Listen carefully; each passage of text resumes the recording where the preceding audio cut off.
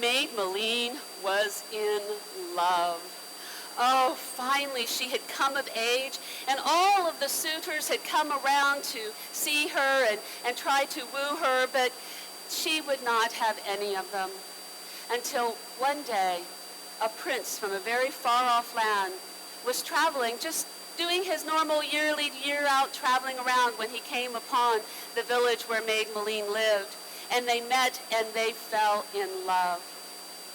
When Maid Maleen went to her father to say, "Father, I have found my prince, I have found the one that I love," her father looked at her and said, No, you have not. I have pledged you to marry the king of the neighboring kingdom so that I can solidify, to fortify my borders so that my enemies cannot invade.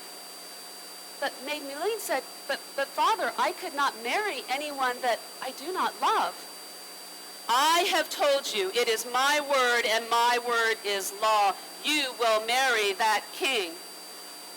I'm sorry, Father, I cannot marry anyone I do not love. Well, many days went on with many arguments between Maid Maleen and her father, the king, until finally he had gotten fed up to the point where he said, "Maid Maleen, if you will not marry whom I tell you to, I will build a tower and build it and put you in it, and you will stay there for 7 years. And when you come out, you will obey me. You will not be so obstinate." Maid Maleen looked at her father, said, "Father, I love you. I would do anything you ask, except for I cannot marry a man I do not love. I will go into that tower. I will stay there for 7 years, and you will see that my love for my prince is greater." The day came when the tower was built. An opening was left open. It was just a dirt floor and a tower of stones and brick. The king put enough food and water in there for Maid Maleen and her lady-in-waiting for 7 years. He turned to her and he said, "Will you not obey me, Maid Maleen?" "Father, I cannot do this." "Into the tower you go." And Maid Maleen and her lady-in-waiting were walled up into the tower. The walls were so thick that not a ray of sunlight, not a ray of moonlight, not a sound would penetrate those walls.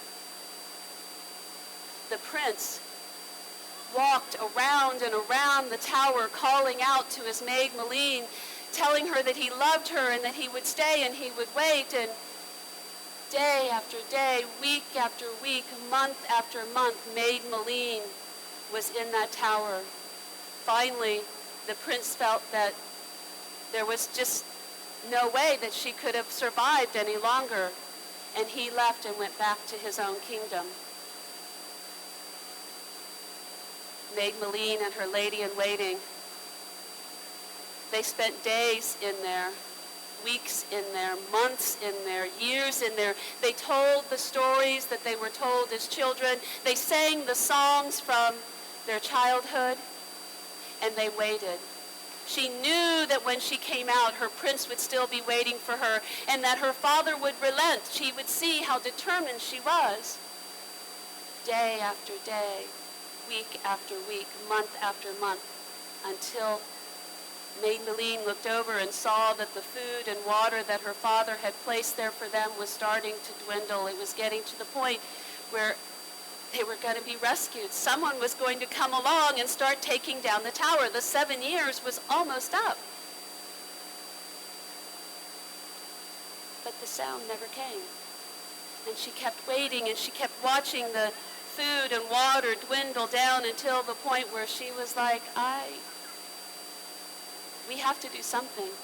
She turned to her lady-in-waiting and said, "We're going to have to start digging out. I don't want to disobey my father, but the 7 years is almost up. We need to do this." And so she grabbed a knife that she had used for cooking, and she started to dig around the mortar, around the stones and bricks of the walls, and she would dig and dig. She would pass off the knife to her lady-in-waiting, who would dig and scrape until finally, at one point, there was finally a pinpoint of light that came through around one of the bricks.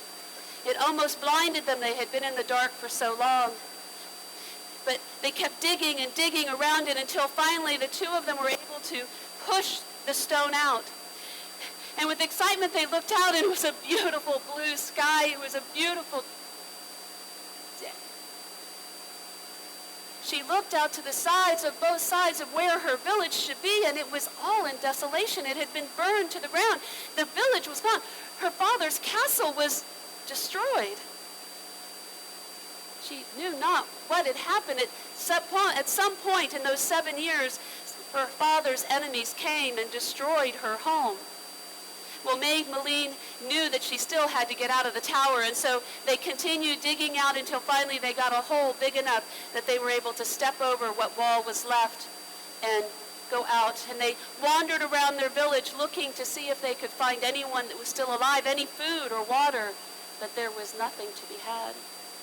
Maid Maleen knew that she would have to start walking. They would have to find someone, and they started to walk down the roads, but for miles and miles there was nothing but desolation. Maid Maleen and her lady-in-waiting would sleep underneath the bushes. They'd eat berries and drink from the streams that they found. Their clothes, though she was in a beautiful gown when she went into the tower, by the time she had spent weeks on the road, her clothes were torn and tattered. She looked dirty. She looked like a beggar. Finally, when she got to the very first house, she went in and she knocked upon the door, and the woman opened it and said, "Beggars be gone. We have none of you around here." Well, Maid Maleen had to keep traveling. She would go from house to house. She might get a scrap of bread or a drink of ale, but finally she traveled all the way out to a kingdom by the sea. Long, long way away from her home. She went from house to house, but still no one would give her work. No one would give her a place to live until she finally approached the kitchen doors of the castle. And she went in and she knocked upon the door, and the cook opened and, "What you be here?" And Maid Maleen said, "We want to work. We will work for food." "We'll put you in the scullery. You can wash pans for us." And so Maid Maleen and her lady-in-waiting went in, and for days they just slept upon the scullery floor in the kitchens. They never left that area of the castle. It just so happens that that castle in that faraway kingdom, that was the castle of her prince. That was her prince. But she had not seen him. She was in the kitchens.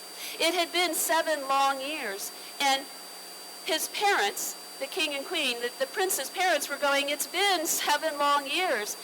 We need to have an heir. We need to have more children in the family. You are going to have to wed." The prince said, I will only ever love my Maid Maleen. I cannot marry anyone else. If you insist I must marry, then you pick whoever it's going to be. I don't care. And so the prince's parents picked a princess from a kingdom that was quite wealthy, which would bring great riches to them. But she was as ugly as her heart was cold.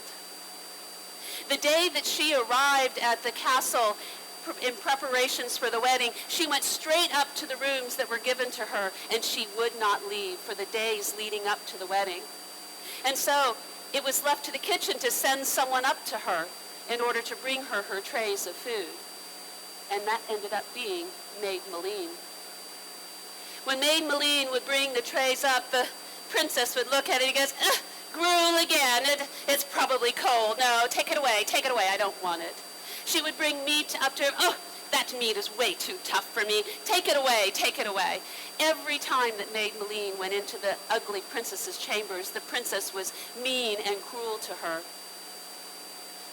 Until the day of the wedding. On the morning of the wedding, when Maid Maleen brought her tray up, the princess was all kindness. "Oh, please, come on in here. Yes. Oh, thank you for the tray. Yes, I appreciate it. But no, I have a great honor I am going to bestow upon you today. Yes, I do. You see, I have I've twisted my ankle, and I cannot walk to the church today. So I would like you to go in my place. You will put on my wedding clothes and my jewels, and you will walk down there. The princess was afraid that if the prince saw her before the wedding, that he would see how ugly she was, and he would not wed her. So Maid Maleen said, but I will not take on any honor that is not mine. If you do not do it, I will have your head cut off. Well, Maid Maleen had no option. She had to do what the princess was telling her to do. So she went over and she washed herself and she put on the princess's wedding clothes, and they fit her perfectly. She put on the jewels and they made her eyes sparkle. She did her hair up, and then she went down to the doors of the great hall. And when the doors were opened, there was a gasp amongst all of the guests. They looked upon Maid Maleen. She was beautiful. The prince heard the gasp and looked up and looked at her. I must be delusional. She looks so much like my Maid Maleen, but that's impossible. She's been dead in the tower for the last 7 years. There's no way that could be her. Maid Maleen looked up and saw her prince, and you see, there was one other thing that the princess told Maid Maleen. She told her that she was not allowed to say one word to any man or woman or child, any human being, for the entire day, or she'd have her head chopped off. Maid Maleen had to stand there mute. She could not say a thing.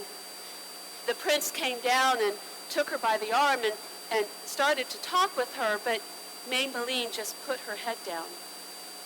Finally, it was time for them to go to the church, so they turned and they walked out the great hall doors. Maid Maleen looked down. Nettle bushes, stand aside, for I am the true bride. I'm sorry, what did you say? Maid Maleen stayed mute. As they walked on down the road, the path went down along by a high cliff out by the sea. Maid Maleen looked out and said, "See, stand aside, for I am the true bride." What did you say? Maid Maleen remained mute. They got to the church doors, and Maid Maleen looked up and said, "Church doors, open wide, for I am the true bride." But at that moment, they had to walk in. They walked up to the priest, who joined their hands together in marriage. The prince put a gold ring on Maid Maleen's hands, and then they turned and they walked back to the great hall for the grand feast. And all day the prince tried without fail to get Maid Maleen to talk with him, but she remained mute the whole entire time, until it was time for her to go up to her chambers to wait for the prince. Maid Maleen went up, and the moment the door opened, that ugly princess reached in and pulled her in and started ripping the clothes off of her. Get out of here, go. You can't be here when he gets here." And she reached over and she tried to take the gold band off of Maid Maleen's fingers, but it would not come off, and she couldn't get it off. And she's like, "Oh, finally, just go." She took veils and put them upon her face, many, many veils, and she went and stood into the shadows. When the prince came in, he walked up to her and he says, "Maid Maleen, please tell me, what did you say to the nettle bushes today?" "Nettle bushes? No, I don't speak to any nettle bushes." "Then what did you say to the sea?" "The sea? Are you daft? I wouldn't talk to the sea." "Then what did you say to the church doors?" "You are insane. I don't talk. Where's the gold ring that I put upon your finger?" Well, you see, I am your betrothed. I truly am, but this morning I wasn't feeling well, so I sent a maid in my place." "A maid? Where is the maid?" said the prince. I'll get her." And she went off to the door to the stairs down to the kitchen and turned to the guards who stood there and said, "Maid Maleen has stolen my wedding band. Go and chop off her head." The knights went down and grabbed Maid Maleen in the kitchens and started pulling her out to the courtyard. She started to scream for all that she was worth. The prince heard her screams and went running down the steps, and there, just as the axe was raised above Maid Maleen's head, "Halt!" yelled the prince. He reached down and took Maid Maleen by the hand. "Who are you? You look so much like my Maid Maleen, but she's been dead these past 7 years." "No, I am your Maid Maleen. I did not die in the tower, and I am the one who lawfully wed you this morning. I am your true bride." Oh, there was great joy and celebrations throughout the castle. Another feast was held. The ugly princess was sent back to her lands in shame. And as far as we know, the prince and Maid Maleen, they're still living to this day in their kingdom by the sea. Thank you.